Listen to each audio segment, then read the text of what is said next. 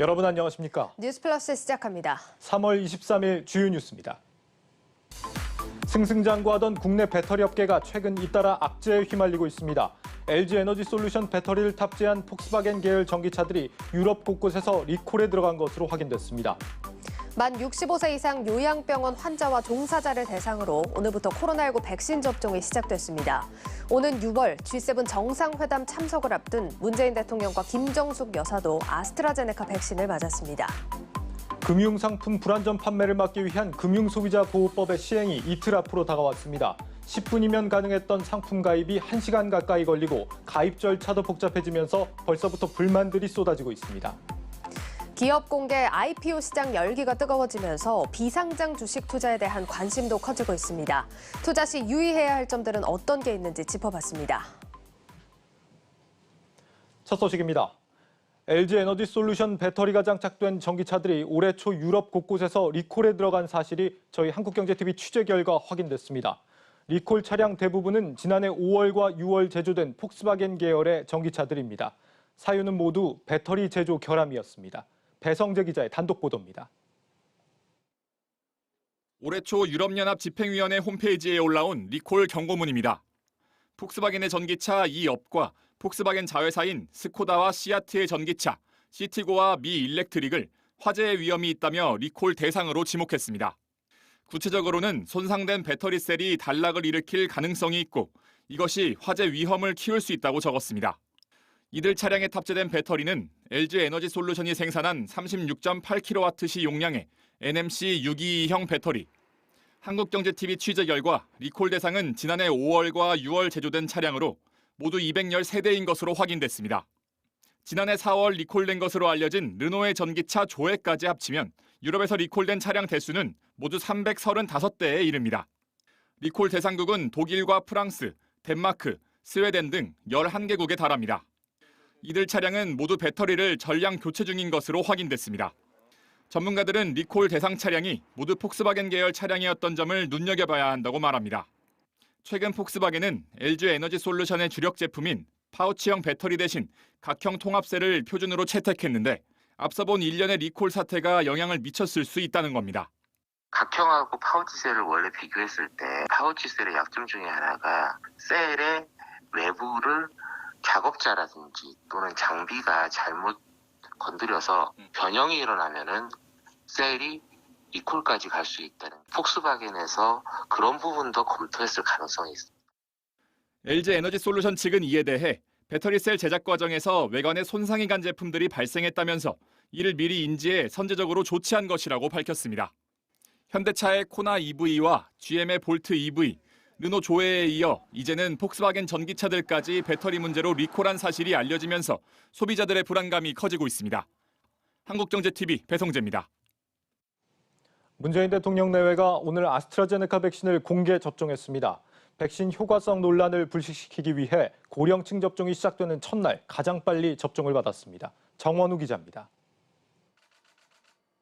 반팔 셔츠에 소매를 거둔 문재인 대통령이 주사를 맞습니다.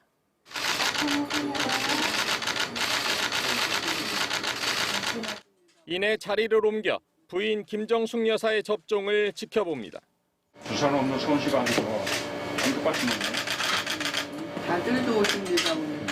우리 의료진들이. 보건소에 도착해 주사를 맞기까지 5분밖에 걸리지 않았습니다. 문 대통령 부부가 접종한 백신은 아스트라제네카 백신입니다. 국내 만 65세 이상 접종 첫날 오전 9시 가장 빨리 보건소를 찾은 것은 불안감과 효과성 논란을 잠재우기 위한 솔선수범 차원입니다. 문 대통령은 오는 6월 영국에서 열리는 G7 정상회의 참석을 위해 접종을 앞당겼고 정상회의 수행 참모진들도 함께 접종했습니다.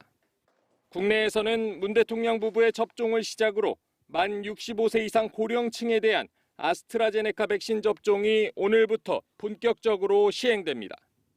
지난 18일 유럽의약품청은 아스트라제네카 백신의 혈전증 사례를 검토한 이후에도 승인 권고를 유지했습니다. 문 대통령은 전날 국민들의 적극적인 접종을 당부한 데 이어 이날 직접 접종한 후에는 접종 속도를 더 높일 필요가 있다고 주문했습니다. 백신 접종을 한 문 대통령은 곧바로 청와대로 복귀해 1시간 반가량 참모회의를 주재하며 정상 업무를 소화했습니다. 역시 백신에 대한 국민들의 불안감을 조금이라도 덜기 위한 행보로 해석됩니다. 한국경제TV 정원우입니다. 금융소비자보호법 시행이 이틀 앞으로 다가왔습니다. 소비자의 피해를 준 금융회사에 제재를 강화하는 내용을 담고 있습니다. 현재 당국과 금융권이 세부 시행 세칙을 놓고 조율 중인데 은행 창구에서는 벌써부터 불만과 우려의 목소리가 나오고 있습니다. 김보미 기자입니다. 금융소비자보호법 시행을 앞두고 은행권 PB들 사이에서는 구조가 복잡한 상품들은 차라리 취급하지 않겠다는 이야기가 나옵니다. 이해해서 안 해야겠다. 근데 이거를 하루에 한 두세 번 하잖아요. 그럼 진이 나빠져요, 정말.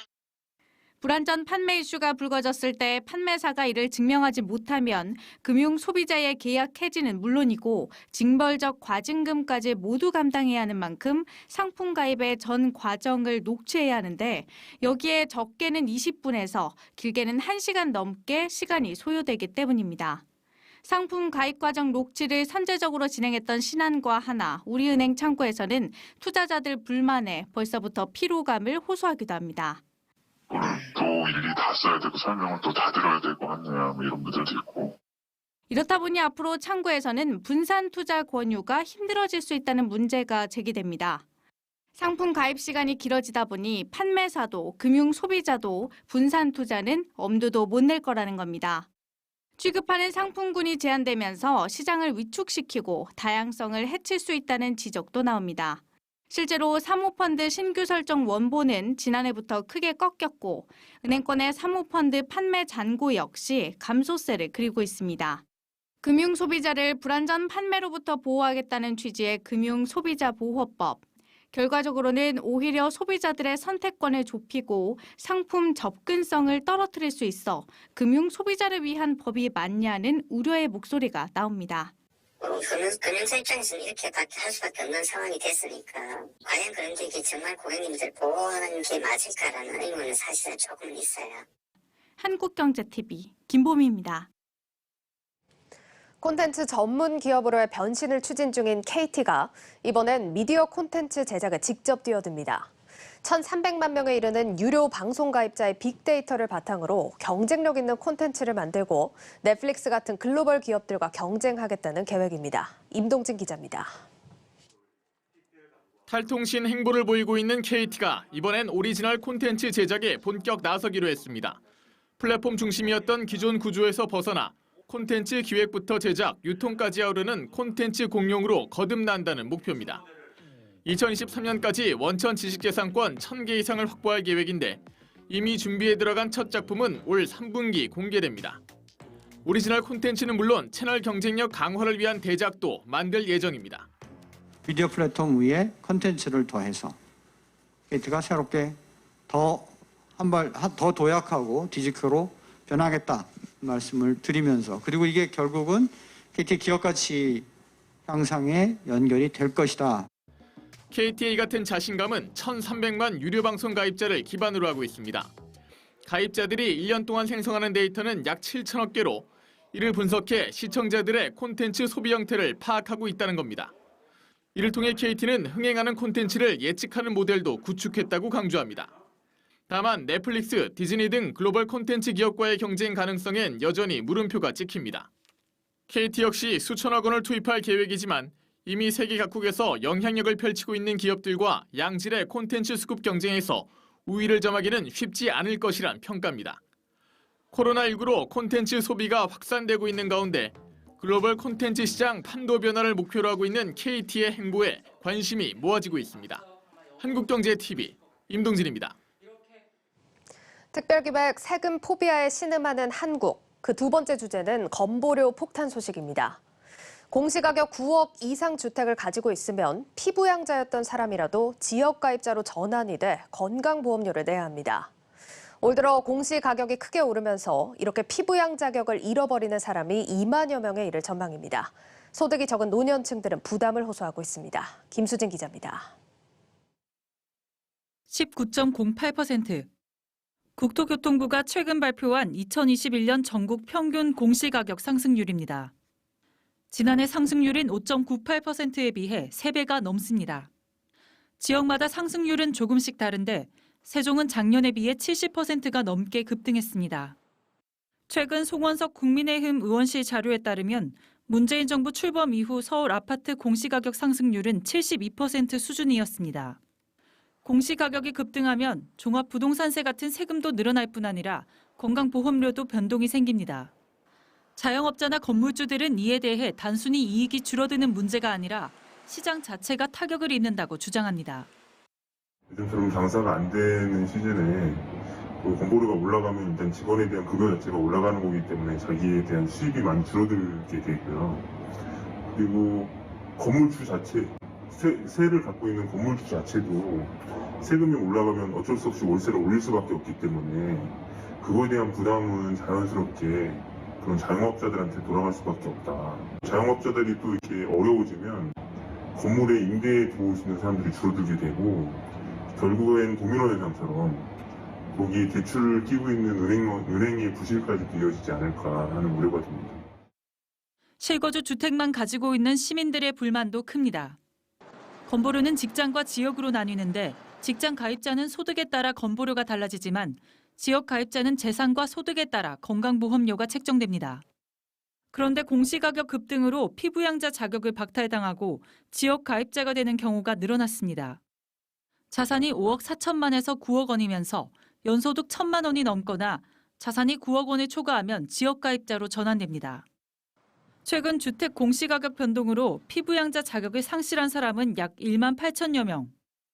이들은 올해 12월부터 건보료를 내며 내년 6월까지는 정부의 50% 감면을 받아 보험료를 절반만 냅니다. 실제 청구서가 나오면 이제 체감하겠죠. 근데 모르고 있었습니다, 잘. 집 하나 가지고 사는 사람들은 집값이 올랐다 해도 연소득이 올라가는 건 아니잖아요. 한편 정부는 공시가격 변동으로 피부양자에서 제외되는 사람들에 대한 보험료 감면 제도를 검토하는 중이라고 말했지만 구체적인 사항은 밝혀지지 않았습니다. 한국경제TV 김수진입니다.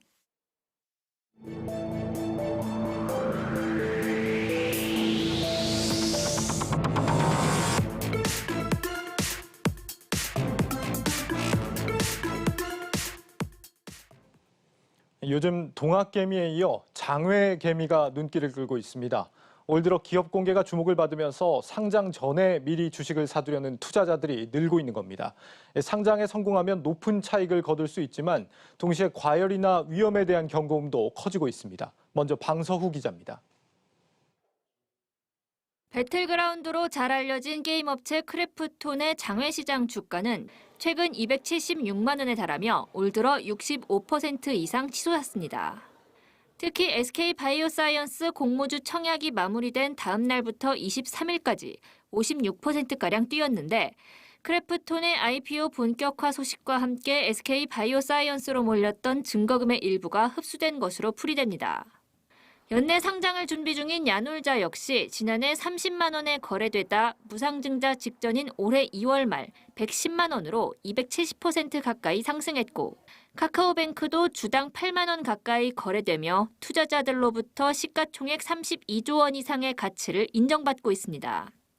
이는 주요 시중은행인 KB금융과 신한지주의 시총을 넘어서는 규모입니다. 지난해부터 이어진 공모주 따상행진에 공모주를 장외에서 매수해 상장 직후 바로 내다 팔아 차익을 취하려는 수요가 몰린 형향입니다. 여기에 조단위 IPO 일정이 줄줄이 대기하고 있고 새롭게 균등 배정 제도가 도입되며 더 많은 개인 투자자에게 청약 기회가 돌아가는 등 앞으로 공모주 시장 열기는 더욱 뜨거워질 전망입니다. 이 때문에 실제 비상장 주식에 대한 관심도 급증했습니다. 비상장 주식거래 플랫폼 증권플러스 비상장의 월간 활성 이용자 수는 최근 25만 명을 돌파했습니다.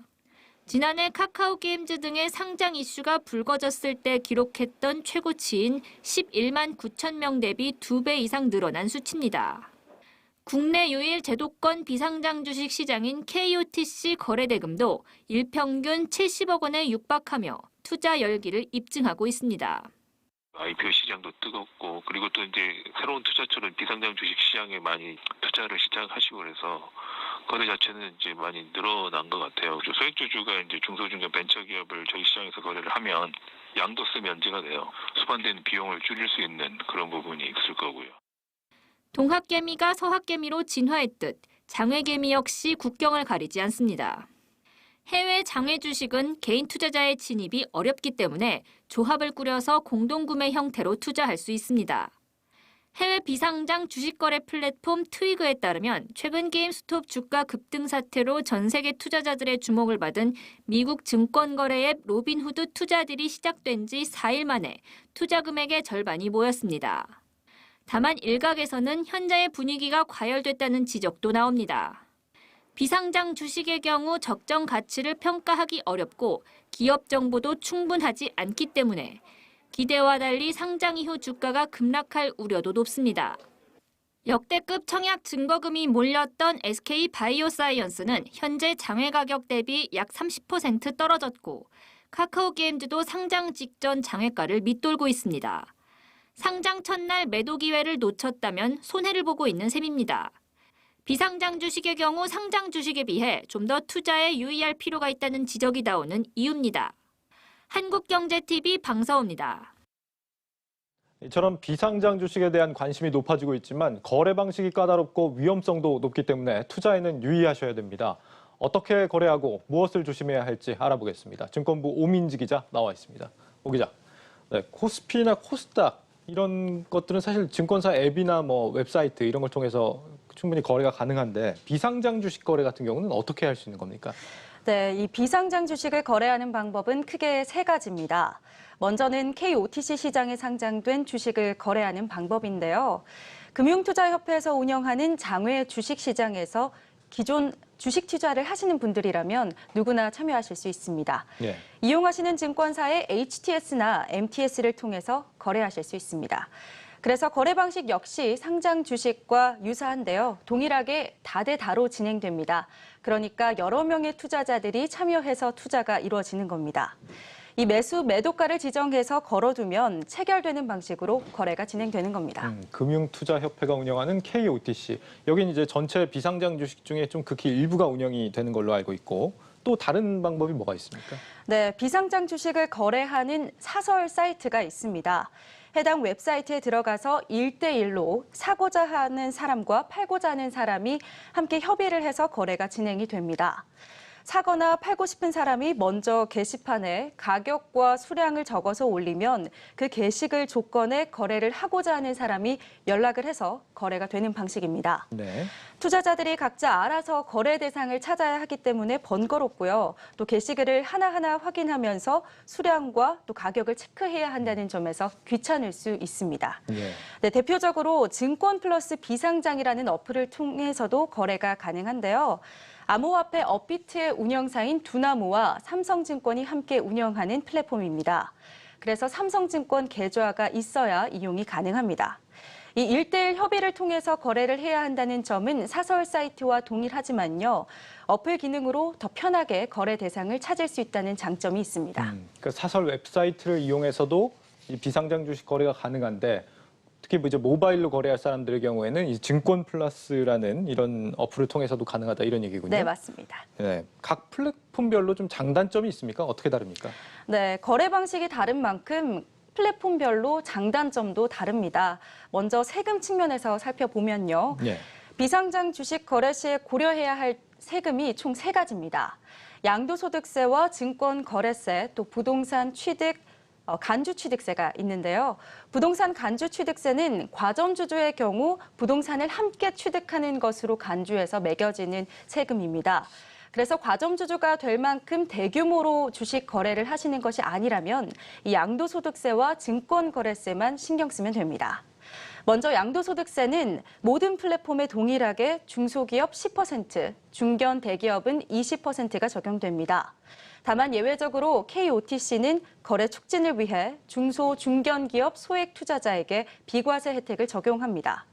따라서 지분율이 4% 미만이고 투자금이 10억 원 미만인 소액 투자자는 양도소득세를 면제받을 수 있습니다. 소액 투자자 기준이 10억 미만이었군요. 네. 예, 소득세 측면에서는 KOTC가 유리한 것으로 보이고 그러면 증권거래세 측면에서는 어디가 유리합니까? 네, 이 증권거래세가요, 올해부터 좀 전체적으로 인하되기는 했습니다. 네. KOTC 시장에서 증권거래세는 조금 인하돼서요, 0.23%가 적용이 되고요.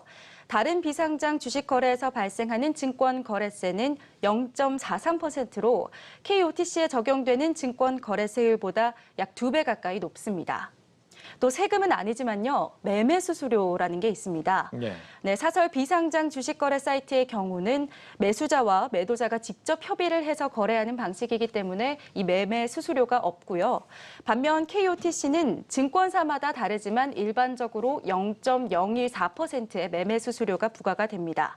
또 증권 플러스 비상장은 1%로 꽤 높은 매매 수수료를 받습니다. 네. 이런 세금이나 수수료 역시 비용 측면에서 고려를 하셔서 플랫폼을 이용하셔야겠습니다. 세금 측면에서는 KOTC 시장이 무조건 유리하다라고 할 수 있겠는데 KOTC가 또 다 좋은 것만은 아니라면서요. 네, 그렇습니다. 이 말씀하신 대로 세금 측면에서는 KOTC가 가장 유리하지만요. 이 종목 수가 적다는 치명적인 한계가 있습니다. KOTC에서 거래되는 종목 수는 오늘을 기준으로 135개인데요. 알짜배기 비상장 주식을 거래하기에는 굉장히 적은 숫자죠. 그러네요. 그래서 반면 비상장 주식거래 사이트에서는요, 종목의 제한이 없습니다. 그래서 무한정 거래가 가능하고요. 증권 플러스 비상장에서는 5,200여 가지의 증권 종목이 상장되어 있습니다. 그래서 요즘 관심을 받고 있는 컬리, 마켓컬리죠. 야놀자, 크래프톤, 카카오뱅크 등의 비상장 주식은요, KOTC가 아닌 일반 사설 사이트나 증권 플러스 비상장에서 이용하셔야 합니다. 종목 면에서 보면은 사설 거래 사이트가 가장 무제한이니까 종목이 많은 것 같고 그 다음이 이제 모바일 서비스인 증권 플러스, 그 다음이 이제 KOTC 순이다 이렇게 볼 수 있겠는데 비상장 주식 투자할 때 조심해야 될 점이 있다면 어떤 겁니까? 예, 이 비상장 주식이 투자자들 사이에서는 뭐 정글이다, 야생이다 이렇게 표현하기도 하는데요. 투자가 복잡할수록 투자의 기본기를 지키는 것이 중요합니다. 상장 주식과 달리 비상장 주식은 공시의 의무가 없고 또 공시 항목이 최소화되어 있기 때문에 정보가 좀 부족할 수밖에 없습니다. 따라서 투자자 본인이 가장 잘 아는 분야로 투자하는 것이 유리합니다. 또 이미 상장된 비슷한 회사와 비교를 해서 주가가 적절한지 꼭 판단할 필요가 있습니다. 해당 비상장 주식의 시세를 반드시 알아보시고 적정 가격에 거래해야 하기 때문입니다. 이 비상장 주식의 가장 성공적인 투자는 상장 전에 싸게 매수해서 꾸준히 배당을 받다가 상장 후에 차익을 실현하는 방식이죠. 그러니까 미리 싸게 사서 상장으로 차익을 거두는 게 전략이어야 하는데 가격이 적정한지를 파악하는 게 관건이다 이런 거네요. 네, 맞습니다. 비상장 주식을 샀다고 다 상장을 하는 게 아니잖아요. 이게 뭐 상장한다고 해서 들어갔다가 안 해버리면 그것도 또 리스크가 될 수 있겠습니다. 네, 그래서 주목하셔야 되는 점이 성장 가능성입니다. 이 상장으로 이어지지 않으면 주가가 크게 뛰는 기회가 잘 없기 때문입니다. 이 비상장 주식은 또 거래량이 많지 않은 경우에는 돈이 묶일 수 있습니다. 3년이나 5년 또 그보다 더 긴 기간 동안 돈이 묶일 수 있어서요. 당장 써야 하는 돈으로 비상장 주식에 투자하는 것은 적절하지 않겠습니다. 마지막으로 제가 강조하고 싶은 점은 사기를 조심하셔야 된다는 점입니다. 네, 아무래도 뭐 상장 주식처럼 투명하게 공개되는 시장이 아니다 보니까 뭐 각별히 좀 조심을 해야 될 텐데 여기에 대비할 수 있는 전략이 있다고요? 제가 몇 가지 좀 사기를 피할 수 있는 방법을 알려드리려고 하는데요. 가장 좋은 방법은 통일 주권을 이용하는 겁니다. 원래 이 비상장 주식은 종이에 적어서 주주들이 가지는 가주권으로 거래가 됩니다. 이 방식은 굉장히 번거롭고 또 사기의 위험성이 있어서 좀 통일된 규격으로 거래를 할 수 있도록 만든 것이 이 통일 주권인데요. 통일 주권을 이용하면 직접 만나지 않고도 또 거래가 가능하고요. 실제로 주식을 매수했다라는 점을 자신의 계좌를 통해서 확인할 수 있습니다. 그래서 통일 주권이 발행된 주식으로 거래하시는 것이 안전하겠습니다. 또 1대1로 거래하실 때는 이 연락을 해야 되잖아요. 이때 콜렉트콜을 이용해서 전화를 한번 걸어보면 수신자 부담 전화. 네, 맞습니다. 그래서 상대방의 사정으로 연락이 되지 않는다, 연결되지 않는다라고 한다면 대포폰일 가능성이 높습니다. 이럴 때는 사기의 위험성이 좀 있다라는 말이죠. 네, 비상장 주식은 이래저래 좀 제약들이 많은 것 같습니다. 오늘은 여기까지 듣겠습니다. 증권부 오민지 기자였습니다. 잘 들었습니다.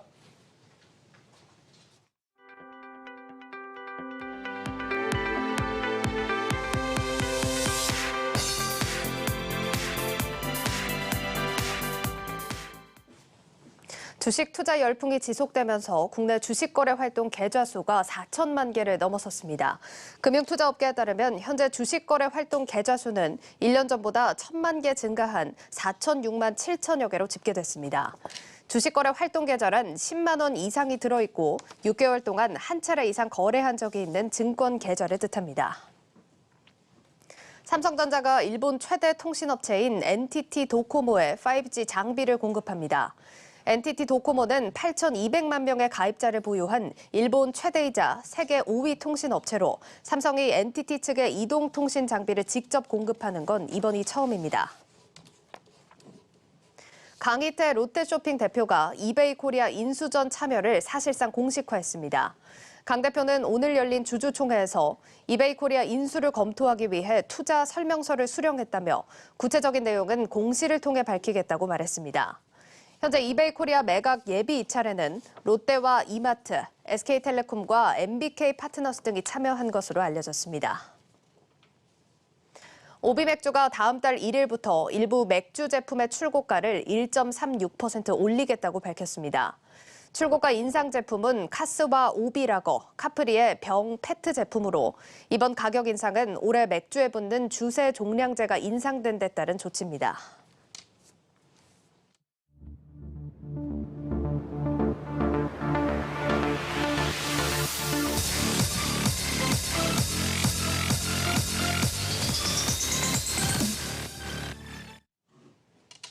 뉴스앤마켓 시간 이어가겠습니다. 자, 최근 우리 시장 좀 혼란한 모습이 이어지고 있습니다. 오늘도 좀 하락 마감을 짓는 모습이었는데 이럴 때일수록 유망한 종목 저희와 함께 꼽아보시면 좋을 것 같습니다. 자, 오늘도 증권부 박혜린 기자와 함께 하겠습니다. 어서 오세요. 안녕하세요.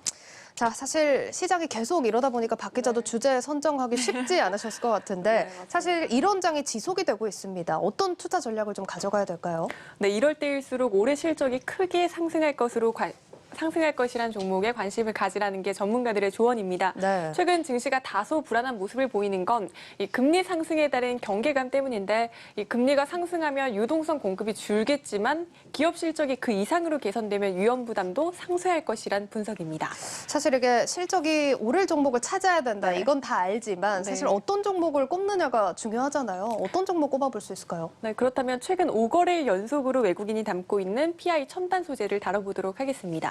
PI 첨단 소재가 또 최근에 리포트들이 많이 나온 걸로 알고 있습니다. 또 어떤 사업을 하는지는 이 PI 기업명에 담겨 있을 것 같은데요. 네, PI는 폴리이미드의 약자입니다. 폴리이미드는 미국 나사가 우주항공 분야에 쓰려고 1960년대에 개발한 신소재입니다. 네. 굉장히 낮은 온도나 또 뜨거운 열을 견딜 수 있는 소재를 찾다가 개발을 한 건데 이렇게 내한성, 내열성이 있는 데다가 전기가 새어나가지 못하게 하거나 열을 밖으로 내보내는 기능도 있는 소재라고 합니다. 일단 열과 전기를 보존하는 습성과 또 열을 내보내는 기능을 동시에 가지고 있다. 이렇게 좀 정리를 해보겠습니다. 자, 이 소재가 우리가 아는 형태로 좀 적용을 해보자면 어디에 쓰이는 소재입니까? 네, 전자기기의 필름 형태로 주로 사용이 됩니다. 네. 전자기기를 쓰다 보면 뜨거워지거나 자칫하면 화재까지 발생하는 경우가 있잖아요. 네. 이를 방지하기 위해 사용된다고 합니다. 최근에는 스마트폰에서 발열 사고가 났다는 뉴스를 잘 못 보셨을 겁니다. 네. 그 이유 중 하나가 스마트폰에 PI 필름이 정착됐기 때문이라는 분석입니다. 그런 것 같아요. 정말 예전에는 이런 소식들이 비일비재하게 들렸는데 많았죠. 요즘에는 잘 못 들어본 것 같아요. 네, 그러면 이게 이제 종목에 따라서 실적이 좋아지는 것도 이 스마트폰 공급량이 늘기 때문이다. 이렇게 좀 해석이 되는 걸까요? 네, 그런 점도 있고 최근에는 차량 전장이나 전기차 부품 시장까지 매출처가 다변화되고 있습니다. 최신 자동차에는 차량 내부의 센서나 이제 디스플레이 등이 장착되는 추세인데 이런 부품에 PI 필름이 작용된 연성 회로 기판이 탑재가 됩니다. 네. 또 전기차 배터리에도 쓰이기 시작했는데요. 지난해 전기차 배터리 절용용 테이프 매출이 전년 대비 50% 이상 성장한 상황이라고도 합니다. 일단 기존 내연 차량부터 전기차 또 스마트폰까지 사용처는 매우 다양합니다. 제가 알기로는 이게 시장 점유율이 꽤 높은 기업으로 알고 있는데 뭐 업계 내에서는 입지는 어떻습니까? 네, 점유율 기준으로 세계 1위 수준입니다. 네. 잠깐 배경 설명을 조금 해드리자면 PI 첨단 소재는 SKC와 코오롱 인더스트리 합작사로 출범을 했고 지난해 초까지 이름도 SKC 코오롱 PI였습니다. 네. 지난해 3월 국내 사모펀드 운용사 글렌우드가 인수를 하면서 사명에서 SKC와 코오롱을 떼어내 현재 이름인 PI 첨단 소재로 바뀌게 됩니다. 네. 증시에 상장한 건 2014년인데요. 현재 시가총액 기준으로 코스닥 37위 정도를 기록하고 있는데 올해 안에 코스피로 이전 상장하기 위해 속도를 내고 있는 상황입니다. 사실 코스닥 37위 정도면 입지가 있는 기업인데 코스피로 이전 상장을 하면 뭐 어떤 점이 이득이 있는 건가요? 네, 체질 개선을 위해서입니다. 코스피는 코스닥에 비해 기관과 외국인의 비중이 높죠. 또 장기 보유 성향이 짙은 롱펀드도 유지하기가 쉽습니다. 또 대내외 인지도를 끌어올리는 효과 또한 기대하고 있는 것으로 분석이 됩니다. 그렇군요. 업계에서는 뭐 문제 없이 상장을 할 거다 이렇게 보고 있나요? 네, 그렇습니다. 또 시가총액 1조 원을 무난히 넘긴 만큼 이전 상장에는 큰 문제는 없을 것이라고 업계는 보고 있습니다. 네. 또 이전 상장할 경우 올해 12월 코스피 200지수 편입 가능성도 높게 점쳐지는 상황입니다. 뭐 들어보면 기대를 가져봐도 좋을 것 같은 상황이고 그리고 또 PI 첨단 소재 리포트들이 많이 나와 있다 이렇게 네. 얘기를 드렸는데 실적에 대한 얘기가 하나같이 많더라고요. 네, 역대 최대치를 기록할 것이란 전망이 나옵니다. 네. 앞에서 말씀드렸던 걸 정리를 하자면 올해 스마트폰 시장 회복과 더불어 차량 전장, 또 전기차 배터리 등에서 PI 필름이 굉장히 많이 쓰일 전망입니다. 네. 증권업계에선 올해 PI 첨단 소재 연간 매출액과 영업이익이 각각 23%, 32%가량 늘고 순이익은 45%가량 증가할 것이라고 전망하고 있는 상황입니다. 일단 순이익이 45% 넘게 증가한다는 점이 좀 눈에 띄는 부분인데 역대 최대 실적 전망이 나오고 있습니다. 목표 주가 당연히 변화가 있었겠는데요? 네, 그렇습니다. 증권사들은 전망치 또한 계속해서 높여잡고 있는 추세입니다. 네. 증권사들의 추정치를 한번 정리를 해봤는데 보시다시피 실적 눈높이를 계속해서 상향 조정하고 있습니다. 네네. 또 보시다시피 목표 주가 또한 계속해서 올려잡고 있는 상황입니다. 참고로 PI 첨단 소재 현재 PI 필름 생산 능력은 연 3,900톤인데 내년 하반기까지 4,500톤으로 600톤가량 늘릴 예정이라는 점도 참고하시기 바라겠습니다. 알겠습니다. 자, PI 첨단 소재 오늘 종가가 48,000원 선이라는 점은 좀 참고해 볼 만하겠습니다.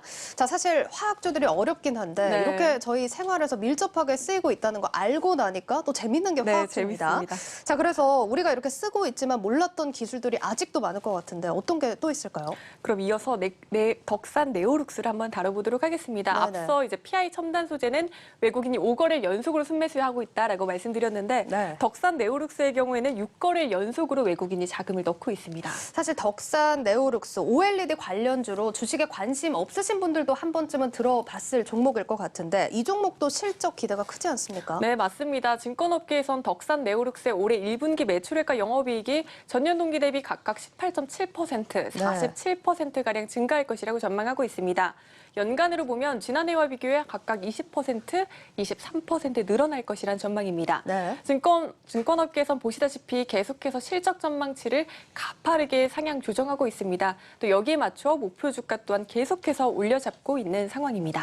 알겠습니다. 자, 오늘 종가 덕산 네오룩스 종가가 46,000원 선입니다. 지금은 한 53,000원까지 목표 주가가 제시된 상황인데 상향 조정폭이 지금 적지 않은 상황입니다. 앞서 OLED 관련주라고 말씀을 드렸는데 세부적으로 좀 어떤 포인트인가요? 네, 덕산 네오룩스는 디스플레이용 OLED 재료를 개발, 생산하는 덕산의 핵심 계열사입니다. 네. 일단 1분기에는 아이폰 판매 효과가 크게 작용을 했습니다. 또 최근에는 스마트폰 아니라 TV나 또 노트북, 태블릿 PC에도 OLED가 장착된다는 소식에 덕산 네오룩스에 대한 기대감 또한 굉장히 커진 상황입니다. 알겠습니다. 자, 넘어가기 전에 일단 이제 신규 투자자분들도 사실 가전 이렇게 사실 때 OLED TV 네. 이런 용어들 많이 들어보셨을 것 같은데 박 기자가 이게 OLED가 어떤 건지 한번 설명해 주시면 좋을 것 같아요. 네, OLED는 전류가 흐르면 스스로 빛을 내는 유기 발광 재료를 통해 색을 표현하는 유기 발광 다이오드를 의미를 합니다.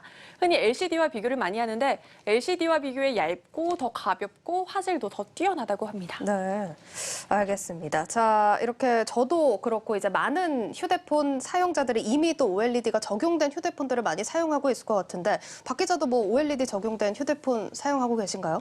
네, 저는 핸드폰을 구매한 지 좀 오래돼서 아직 따라가지 못한 것 수혜를 같습니다. 받지 못하셨군요. 알겠습니다. 네. 뭐 이제 아이폰이나 이렇게 핸드폰에 적용된 기술들도 다양할 것 같은데 설명 좀 더 들어볼까요? 네, 최근에 휴대폰으로 동영상 정말 많이 보잖아요. 네. 적은 에너지로 더 많은 빛을 낼 수 있기 때문에 5G 시대의 스마트폰에 더욱 적합합니다. 또 앞서 1분기 호실적의 주 요인이 아이폰 효과 때문이다라고 말씀을 드려서 알아채신 분들도 계실 텐데 최신 휴대폰인 아이폰 12와 갤럭시 S21에도 OLED 패널이 적용됐습니다. 하나금융투자에 따르면 전체 스마트폰 시장 내 OLED 적용률은 2019년 28%에서 올해 34%까지 증가할 전망이라고 합니다. 알겠습니다. 자, 이렇게 많은 분들이 또 OLED를 밀접하게 접하고 있었다. 이렇게 또 해석이 될 텐데 업계에서는 지금 어떤 반응입니까? 네, 업계에선 스마트폰에서 더 나아가 노트북과 또 태블릿 PC에 OLED 패널 상용화로 OLED 소재 업체에 새로운 기회의 장이 열렸다라고 보고 있습니다. 노트북과 태블릿 PC 패널 크기가 이 스마트폰보다 한 2배에서 6배 정도 크기 때문에 소재 사용량도 대폭 늘어날 것이란 분석입니다. 네. 실제로 최근 대만 언론은 내년 애플이 아이패드와 맥북에 OLED를 탑재할 가능성이 크다라고 보도하기도 했습니다. 네네. 이에 증권업계에선 덕산 네오룩스의 OLED 소재 주문 증가로 연결될 수 있다라고 전망하는 상황입니다. 알겠습니다. 자, 이렇게 뭐 애플, 아이패드, 맥북 이런 데 OLED가 적용이 되기도 하지만 사실 OLED TV 아까 네. 말씀을 드렸는데 이게 사실 면적은 훨씬 더 크지 않습니까? 네, 맞습니다. OLED TV의 경우 대당 OLED 소재 사용량이 스마트폰의 한 350배 정도라고 합니다. 네. 특히 최근 LCD TV 가격이 급등하고 있는 상황입니다. 지난해 6월과 비교하면 55인치 기준으로는 한 73%, 65인치 기준으로는 42% 정도 가격이 상승한 상황입니다. 네. 네, 또 그래서 업계는 올해 상반기 내내 LCD TV 가격이 상승할 것으로 보고 있는데 소비자 입장에선 LCD TV와 OLED TV의 가격 차이가 줄어들면 전보다 더 많은 사람들이 OLED TV를 택할 수밖에 없겠죠.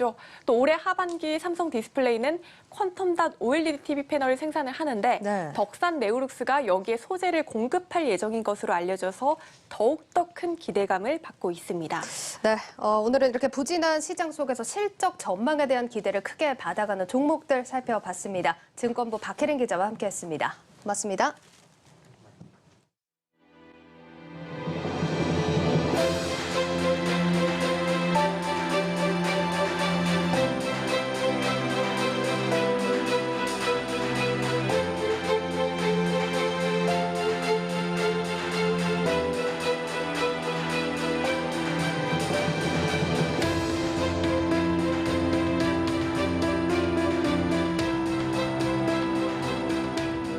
금융소비자보호법 시행에 따라 임직원들과 함께 법안 제정 목적을 되새기고 다 같이 소비자 보호를 위한 결의를 다지기 위해 이번 서약식을 진행하게 되었습니다. 준법 경영을 통해 보험에 대한 금융소비자들의 신뢰를 제고하고 금융소비자들이 권익 보호를 위해 최선을 다하겠습니다.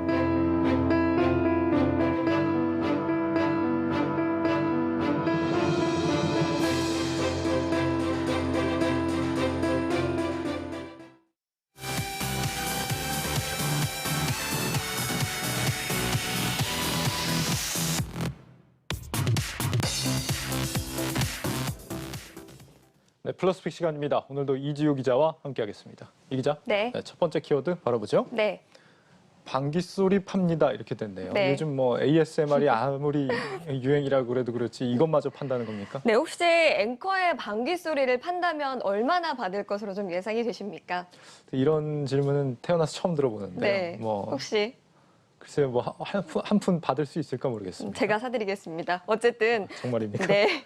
뉴욕에서 활동하는 한 예술가가 자신과 친구 4명의 방귀 소리를 모아서 팔았다고 합니다. 네. 그런데 방귀 그 개당이라고 하기가 좀 그런데 가격을 한 50만 원까지 받았다고 해서 키워드를 좀 이렇게 잡아봤습니다. 아, 개별 방귀 소리에 50만 원이요? 네. 한 방에 50만 원? 네, 한 방에. 그렇군요. 네. 4명이 1년 동안 모았으면 액수도 상당하겠다 싶은데 네. 왜 이걸 팔고 또 이걸 돈을 주고 사는 사람의 심리도 잘 이해는 안 가네요. 네, 저도 좀 그런데요. 지난 시간에 가상화폐처럼 블록체인 기술을 적용한 NFT 기술에 대해서 좀 설명을 해드렸습니다. 네. 대체 불가능한 토큰이라고 하죠. 이 예술가가 방귀소리 모음집에 이 NFT 기술을 적용을 했기 때문에 50만 원에 팔릴 수 있었던 겁니다. 최근에 뭐 그림이나 영상 같은 추상적인 소유권을 뭐 NFT 기술을 적용함으로 인해서 뭐 수천만 원씩 가는 거를 보면서 이 방귀소리를 파는 것으로 이렇게 풍자를 해서 좀 팔린 것으로 좀 보인 사례입니다. 그렇군요. 그래도 네. 값어치가 저 정도 하는 거 보면 무명 예술가는 아니었나 네, 봅니다. NFT라면 지난 시간에 우리가 한번 다뤘던 적이 있지 않습니까? 네. 일론 머스크의 아내가 이걸로 미술품을 팔아서 큰 수익을 냈다라는 소식을 전했던 적이 있잖아요. 네, 맞습니다. 그때도 굉장히 큰 수익을 내드렸는데 그때도 저희가 NFT에 대해서 설명을 해드렸지만 다시 한번 잠깐 설명을 해드리면요. 네. NFT는 디지털 자산에 별도의 고유한 인식값을 부여해서 디지털 세상에서의 원작을 만드는 개념이다. 이렇게 보시면 될 것 같습니다. 그러니까 온라인에서 복제가 쉬운 동영상이나 뭐 이미지, 사진 같은 것들을 블록체인 방식으로 좀 저장을 하는 방식인데요. 쉽게 말해서 평범한 동전에 그림을 새겨서 기념주화로 만들면 희소성이 더 강해져서 더 비싸지는 이치다. 뭐 이렇게 보시면 될 것 같습니다. 블록체인 기술이라서 모조품이 존재할 수 없는 그런 기술이라고 네. 했었죠. 그런데 이런 방귀 소리를 뭐 넣는 것만으로도 가격이 매겨질 정도로 요즘에 최근에 굉장한 열풍을 좀 불리고 있습니다. 네. 최근에는 세계 최초로 아무도 살 수 없는 집인데 5억 6,400만 원에 팔린 집이 있었습니다. 지금 영상에서도 좀 나오고 있는데요. 역시 NFT를 적용한 이 집은 전용 AR이나 또 VR 같은 가상현실을 통해서만 볼 수 있다고 합니다. 또 NFT가 활용된 트위터 한 줄도 우리 돈으로 33억 원에 낙찰이 됐다고 하는데요.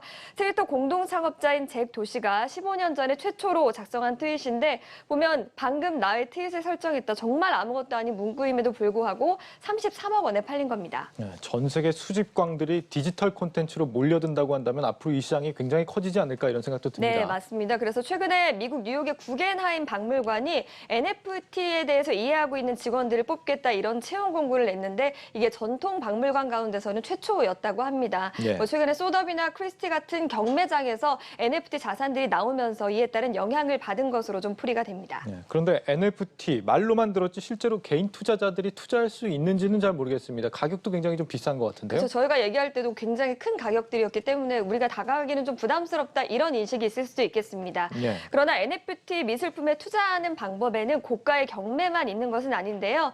단 한 점만 제작해서 판매를 하면 그건 굉장히 비쌀 수가 있지만 이것을 여러 개의 판본, 그러니까 복사본 같은 것으로 제작을 해서 상대적으로 낮은 가격에 판매하는 경우도 있다고 합니다. 소액 투자가 가능하다라는 네. 건데 어떻게 할 수 있습니까? 예, 대표적으로 NFT 거래소가 일론 머스크 CEO 아내가 썼던 리프티 게이트웨어라는 곳이 있습니다. 예. 여기에서는 매일 정해진 시간에 이렇게 신작이 출시가 되는데 최초 판매가는 작가가 좀 정하게 됩니다. 그러면 사용자들이 선착순으로 이렇게 구매 신청을 하는 그런 방식이라고 볼 수가 있는데요. 저렴한 가격에 작품을 살 수 있다라는 뭐 구조에서 장점은 있지만 너무 작품 수가 적기 때문에 그런 점에서는 한계가 있습니다. 예. 이걸 보완할 수 있는 것이 바로 한전된 작품을 판매한 후에 10분 안에 그 복제폰을 9,999개까지 발행하는데 그걸 사면 되는 방식인데요. 요거를 또 세컨더리 마켓에 팔면 굉장히 많은 수익을 올릴 수 있다고 해서 많은 사람들이 좀 관심을 갖고 있다고 합니다. 뭐 일각에서는 이런 NFT 투자가 빨리 부자가 되려는 투기꾼들로 인해서 과열되고 있다 이런 시각들도 있지만 또 반면에 부자만 향유했던 예술품들이 대중적인 대체 투자 자산이 될 계기가 될 것이다 이렇게 보는 긍정적인 시각들도 있습니다. 그렇군요. 이 기자도 뭐 나중에 방귀소리 좀 팔 그런 계획이 있습니까? 전 방귀를 뀌지 않습니다. 아, 그렇군요. 네. 이 투기판이 될 수 있다는 지적도 있기 때문에 이런 네. 부분도 좀 귀담아 들어야겠습니다. 네. 네, 다음 키워드 보겠습니다. 네. 돈나무야 돈나무야 이렇게 돼 있네요. 네, 한국에서 돈나무 언니라는 별칭이 붙은 미국의 여성 투자자 캐시 우드 다들 아실 겁니다. 예. 이 테슬라 주가가 흔들리는 와중에도 이 돈나무 언니가 테슬라가 3,000달러까지 간다 이렇게 전망을 했습니다. 이 돈나무 언니가 진짜 이름처럼 테슬라에게 돈을 가져다 줄지 아니면 정말 어처구니 없는 전망을 한 이 돈나무 언니가 될지 모르겠어서 키워드를 좀 이렇게 잡아봤습니다. 네, 요즘 뭐 테슬라 주가는 연초보다는 좀 다소 주춤한 모습입니다. 지금 뭐 주당 한 670달러 정도 이렇게 네. 거래가 되고 있는데 네. 3,000달러까지 간다. 네. 돈나무 언니가 그렇게 전망을 했다고요? 네, 맞습니다. 캐시우드가 이끄는 아크 인베스트는 2025년까지 테슬라 주가가 3,000달러에 도달할 것이다 이렇게 전망을 했습니다. 이게 19일 종가 기준으로는 350% 이상 오를 것이다 이런 전망이고요. 또 월가 예측치 가운데서는 가장 높은 전망이기도 합니다.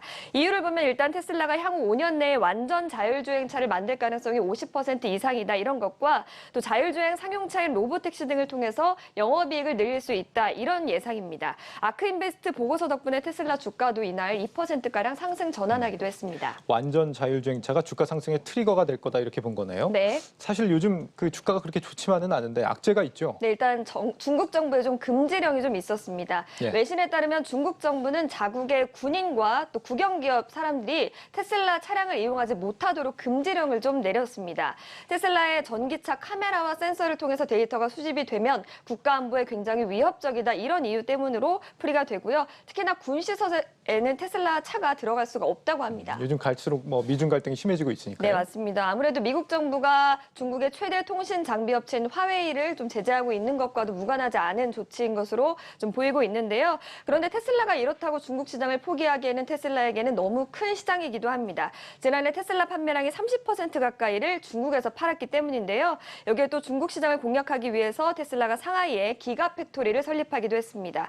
그래서 일론 머스크 테슬라 CEO는 중국을 비롯한 어디서든 간첩 활동에 우리의 데이터가 쓰였다면 문을 닫겠다 뭐 이렇게 수습하는 발언을 하기도 했습니다. 사실 갈수록 테슬라와 경쟁할 만한 전기차들이 많아지고 있다는 점도 이유로 꼽히는 것 같아요. 네, 맞습니다. 일단 세계 1위 자동차 업체인 폭스바겐 같은 경우는 2025년까지 420억 달러를 투입해서 뭐 테슬라를 따라잡겠다 이런 발표를 하기도 했고요. 현대차 그룹도 빼놓을 수가 없죠. EGMP 플랫폼 기반의 전기차 3종을 또 출시할 예정입니다. 또 GM과 포드 같은 전기차에 취약했던 미국 업체들도 본격적으로 나서고 있는데 이미 뭐 유럽이나 중국에서는 현재 업체들이 테슬라를 추월한 그런 상황이기도 합니다.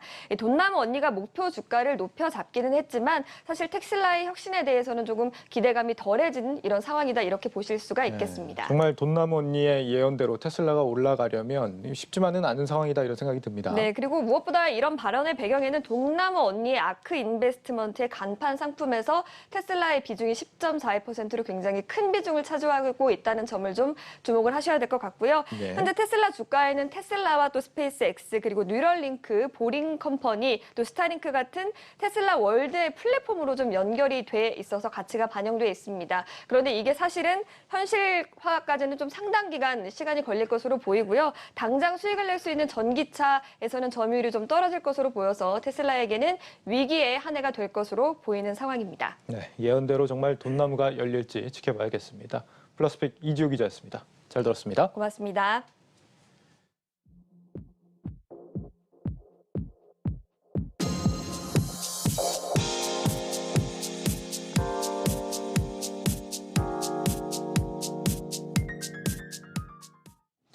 놓치면 서운한 글로벌 뉴스입니다.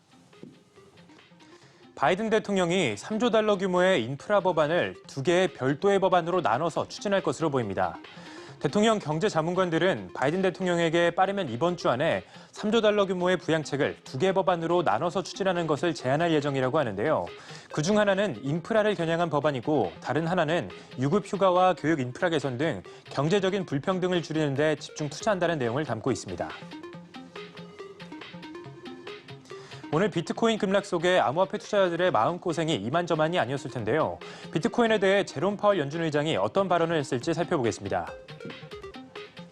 간만 파월 의장이 비트코인을 비롯한 암호화폐들은 변동성이 너무 크다는 점에서 투기적인 수단일 뿐이라고 평가절하했습니다. 파월 의장은 이날 국제결제은행이 주최한 화상 포럼에서 암호화폐는 변동성이 매우 크기 때문에 유용한 가치 저장 수단이 아니다라며 달러보다는 금의 대체제 성격으로 투기적 자산에 가깝다고 말했습니다. 지난달에도 제니 델런 미 재무장관이 비트코인은 거래하기에 극도로 비효율적이고 투기적이라고 경고한 바 있는데요. 이렇게 미국 재무장관에 이어서 연준 의장까지 가상화폐에 대해 부정적인 의견을 밝히자 최근 6만 2천 달러를 돌파했던 비트코인의 가격은 현재 5만 4천 달러 아래로 추락했습니다. 다음은 백신 소식입니다. 아스트라제네카가 다음 달 중으로 자사의 코로나19 백신에 대해 미국에서 긴급 사용 승인을 신청할 계획입니다. CNBC에 따르면 아스트라제네카는 4월 중으로 미 FDA에 자사 코로나19 백신에 대한 긴급 사용 승인을 신청할 계획이라고 밝혔는데요. 미국에서 아스트라제네카 백신이 긴급 사용 승인을 받으면 미국은 화이자와 모더나, 존슨앤존슨 백신에 이어 4번째 코로나19 백신을 확보하게 됩니다. 마지막 뉴스입니다. 독일의 폭스바겐의 전기차 사업 가치가 260조 원에 달한다는 분석이 나왔습니다. 블룸버그 통신에 따르면 도이체방크는 폭스바겐의 전기차 사업 가치가 1,950억 유로로 우리 돈 260조 원에 달하는 것으로 평가했는데요. 도이체방크는 폭스바겐의 다른 전기차 경쟁사인 테슬라나 니오와 유사한 기준을 적용한 결과 이러한 평가 결과가 나왔다고 전했습니다. 또한 폭스바겐이 빠르면 내년 중으로 전기차 판매량 부분에서 테슬라를 추월할 것이라며 폭스바겐에 대한 투자 의견을 상향 조정했는데요. 목표 주가 역시 기존보다 46%나 높여 잡았습니다. 지금까지 글로벌 뉴스 박찬희였습니다.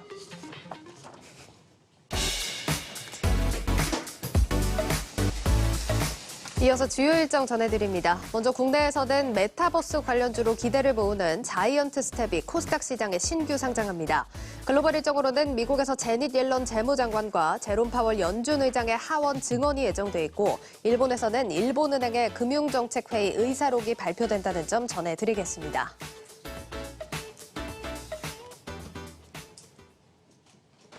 오늘 서울시장 재보궐선거 여야 후보가 박영선, 오세훈 2명으로 압축됐습니다.